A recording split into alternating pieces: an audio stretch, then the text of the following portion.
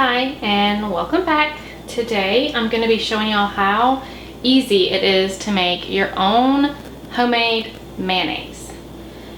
Now I'm going to give the disclaimer right up front. It does not taste exactly like store-bought mayonnaise unless maybe you're already buying avocado oil mayonnaise. In that case it might, because the oil you use is going to make a big difference in the way it tastes.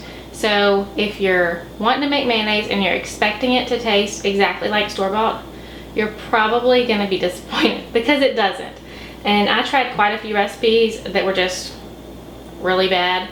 So I tweaked and came up with my own that I think is an acceptable substitute for store-bought, and it's much healthier. So if that's your goal, or if you run out and you have the ingredients on hand, you can just whip some up without going to the store. It's super easy and very convenient to be able to make your own.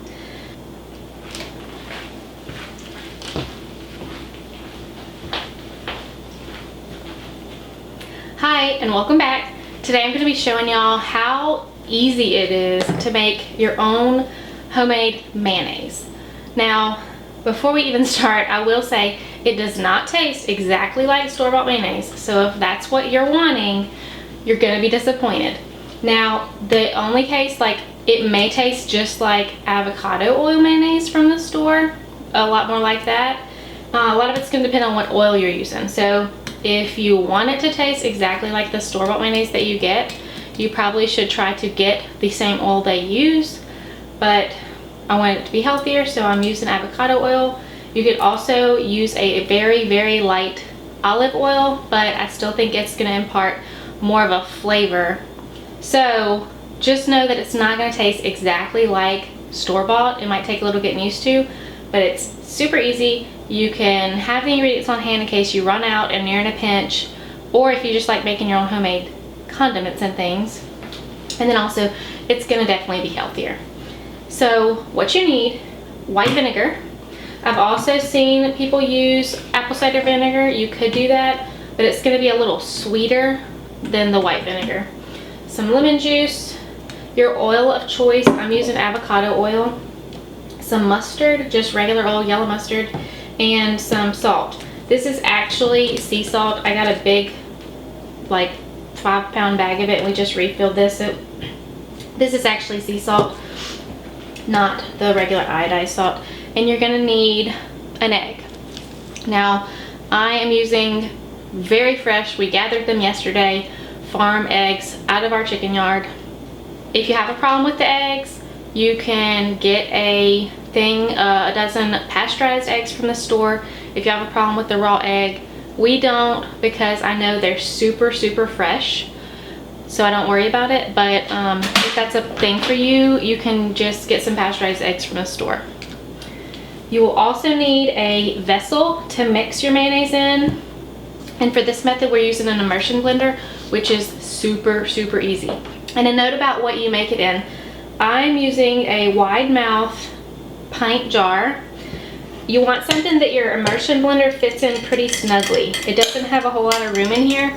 If it was a big wide container, it wouldn't work as well the way it does, because it needs to fit pretty snug in there. So if I was making like a double batch, if I need a bunch of mayonnaise, I would probably use a wide mouth quart jar, because it still would fit in there pretty tight.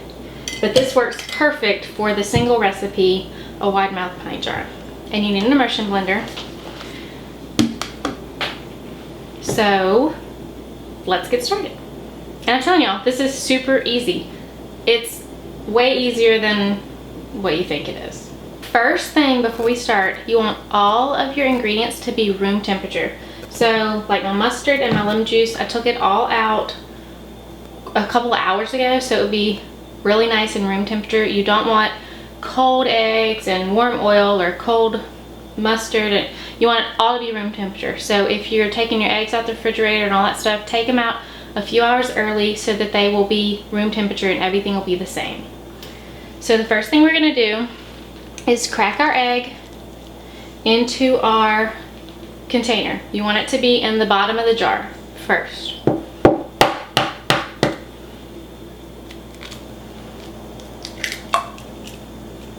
Okay. And then we're going to add the rest of the ingredients saving the oil for last.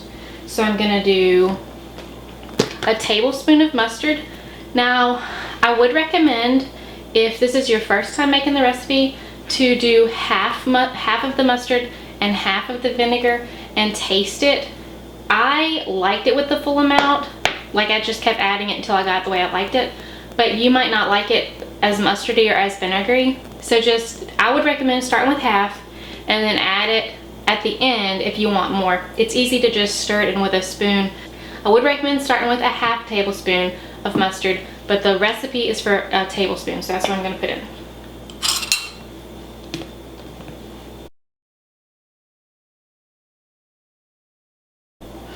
Okay, and then I'm gonna do 2 teaspoons of lemon juice. You could definitely use fresh squeezed lemon juice if you want. This is just really easy, and that's what I have.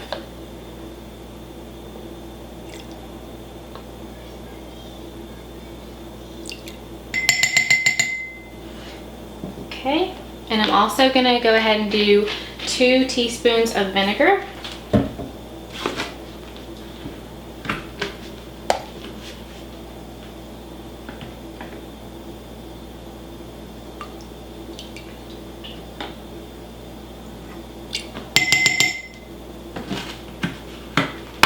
Okay, and 3/4 of a teaspoon of salt.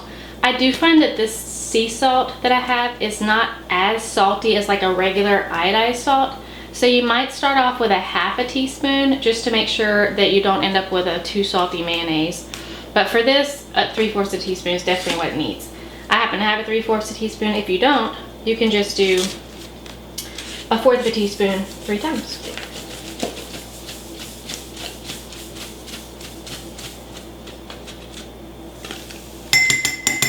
Okay, and then I'm going to add my 1 cup of avocado oil on top. You want to put the oil in last.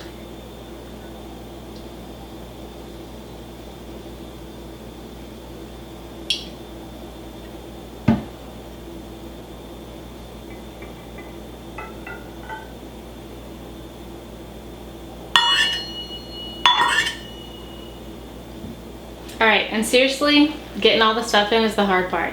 So now we're ready. What you're gonna do is put your immersion blender all the way on the very bottom.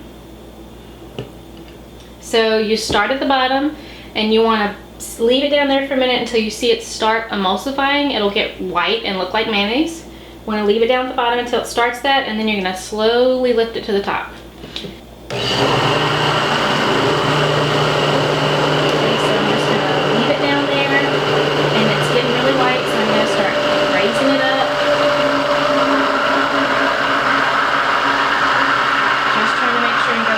So all the oil is getting incorporated. Okay, I'm gonna actually do it again because I can still see some oil in there. That was the slow speed, so I'm gonna do it again on the high speed.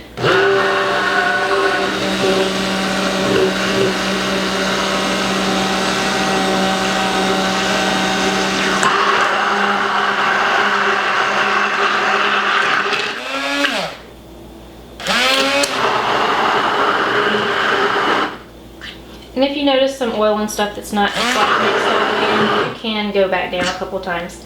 But that is it. Look at there. Mayonnaise. Huh. Isn't that something? Okay. I'm gonna just grab a knife to scrape this off of here.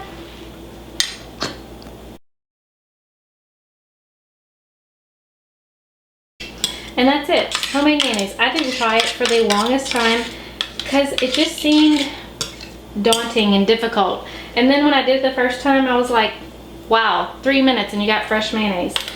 Now, so with fresh mayonnaise, since it does have the raw eggs and it's not pasteurized, you want to use it. Most people agree within 2 weeks. If you're really worried about it, you know, use it within a week, but most places agree that 2 weeks is sufficient. Just keep it in the refrigerator. When you finish making it, stick it in there, keep it in the refrigerator, don't let it get hot. And this only makes, you know, like a cup of mayonnaise, so it's not a ton. If you need to double it, just go ahead and double it if you're making like a big batch of chicken salad or some deviled eggs or something. But as you can see, it is nice and creamy and thick. It looks like mayonnaise, and it was super easy to make. The biggest thing to remember for your mayonnaise to come out right is to have all of your ingredients at room temperature. Don't mix cold eggs with warm oil. Make sure all your ingredients are at room temperature before you start. And what I really love about making it in the jar like this is when you're done, all you have to do is stick the lid on it and put it in the refrigerator. So it minimizes all the dirty dishes. So that's great. And go ahead and stick a piece of tape on and write the date on the top of it, because if you're anything like me, you're not going to remember when you made it. So just go ahead and stick your tape, put the date on the top, and then you won't have any questions about, has it been more than 2 weeks? Is my mayonnaise still good? Or anything like that. That's homemade mayonnaise for y'all today. Hope you enjoy it. Give it a try. Let me know what you think. And you know, if it's not perfectly to your taste, don't be scared to tweak with it. You know, I added more vinegar, added more mustard, I added stuff to it until I got it to be the way I wanted it to taste. I was trying to get it as close to Hellman's as I could, because that's what we really like. So just don't be afraid to add more to it, take away, experiment with it if it's not exactly what you were looking for. But that is homemade mayonnaise, and we will see you in the next video. Bye. That I really think is a acceptable substitute that I think is an acceptable. And then I'm going to add my 1 cup of and put a lid on it. You can get the lid on it.